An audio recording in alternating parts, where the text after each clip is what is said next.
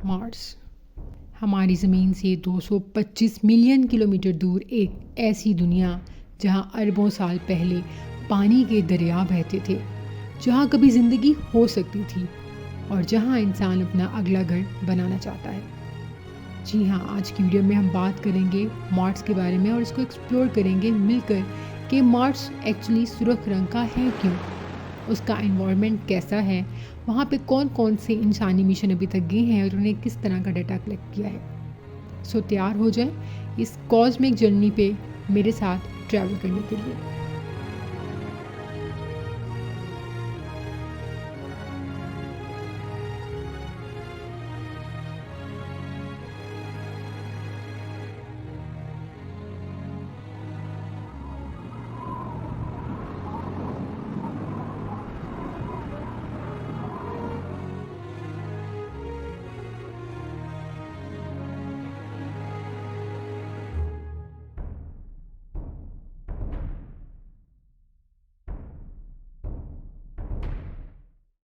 Mars को red planet यानी सुर्ख सैयारा भी कहा जाता है और इसके सुर्ख रंग की वजह इसकी सरफेस पे आयरन ऑक्साइड की यानी जंग की बहुत ज़्यादा मिकदार है।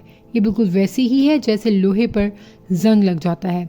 मार्स हमारे सोलर सिस्टम का चौथा प्लैनेट है और ये साइज़ में ऑलमोस्ट अर्थ का हाफ है और सन से इसका डिस्टेंस 228 मिलियन किलोमीटर है, जो कि ज़मीन की निस्बत 1.5 गुना ज़्यादा दूर बनता है।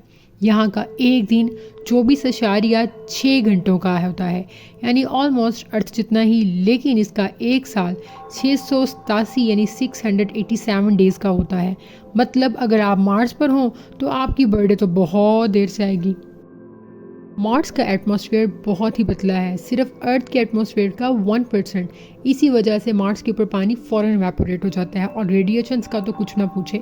और इसके अलावा इसमें कार्बन डाइऑक्साइड 95% है, मतलब सांस लेना तो इम्पॉसिबल ही है। और इसका टेम्परेचर 20 डिग्री सेंटीग्रेड से -25 डिग्री सेंटीग्रेड तक जाता है, यानी कि एक्सट्रीम कोल्ड। यहाँ का दिन गर्म और रातें बहुत ठंडी होती हैं। अब बात करते हैं मार्स की ज्योग्राफी की। तो मार्स पर सोलर सिस्टम का सबसे बड़ा वोल्केनो है जिसका नाम है ओलंपस मॉन्स, जो माउंट एवरेस्ट से 3 गुना ज़्यादा ऊंचा।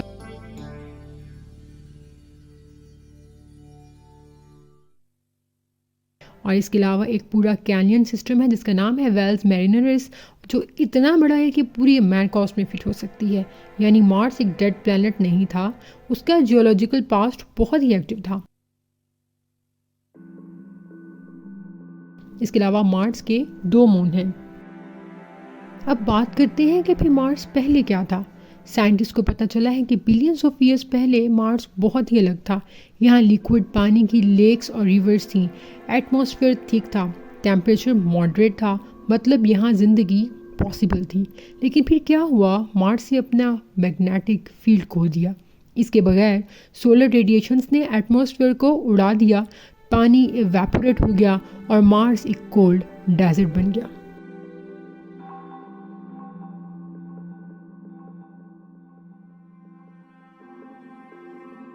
साइंटिस्ट का मानना है कि मार्स पर अंडरग्राउंड आइस वाटर मौजूद है, जो कि कंफर्म हो चुका है मार्स के पोल्स पे। और इस अंडरग्राउंड वाटर में शायद माइक्रोबियल लाइफ भी हो। इसके अलावा साइंटिस्ट बिलीव करते हैं कि पास्ट में मार्स पर लाइफ ज़रूर रही होगी। ये डिस्कवरी ह्यूमैनिटी के लिए गेम चेंजर साबित होगी, क्योंकि अगर मार्स पर लाइफ थी तो यूनिवर्स में कहीं और भी हो सकती है। इसका मतलब है कि हम यूनिवर्स में अकेले नहीं हैं। अब बात करते हैं मार्स मिशंस की। मार्स की कहानी स्पेस रेस से शुरू होती है। 1960s में सोवियत यूनियन ने पहले मार्स मिशंस भेजे, मार्स 1, मार्स 2 और मार्स 3। कुछ क्रैश हुए और कुछ ने कॉन्टैक्ट लॉस्ट किया, लेकिन ये सब ह्यूमन क्यूरियोसिटी का सबूत थे।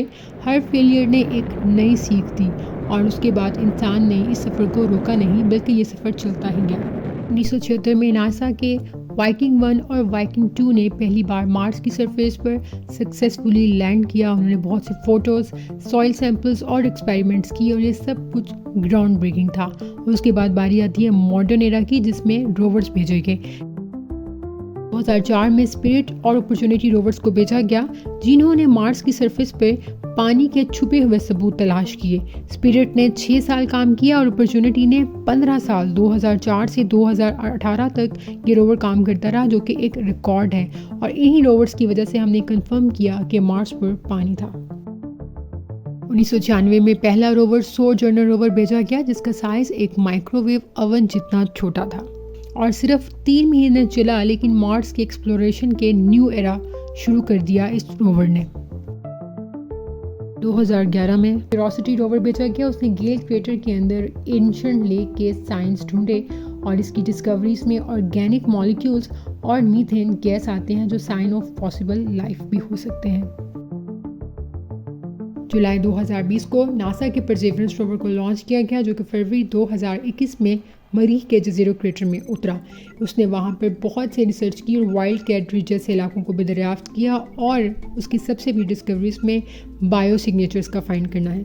ये सबसे एडवांस्ड रोवर है, उसका काम लाइफ के साइंस ढूंढना है।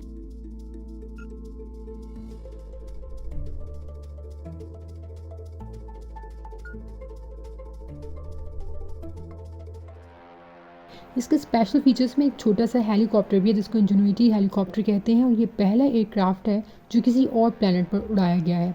और ये सैंपल्स कलेक्ट कर रहा है जो फ्यूचर में मिशंस के थ्रू अर्थ पर लेके आए जाएंगे और उनको मज़ीद रिसर्च करेंगे।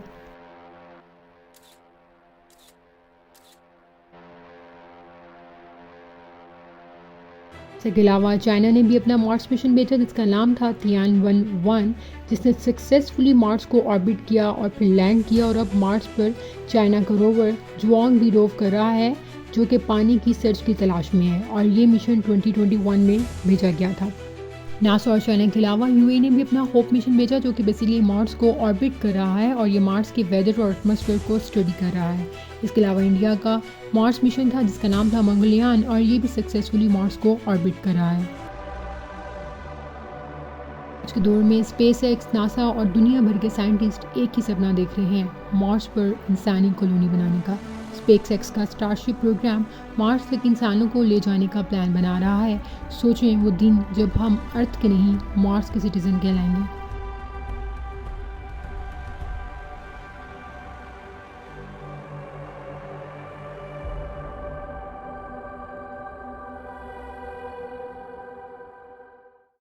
मार्स पर इंसान भेजने से पहले बहुत सी मुश्किलात भी हैं, जिसमें पहली चीज़ है डिस्टेंस।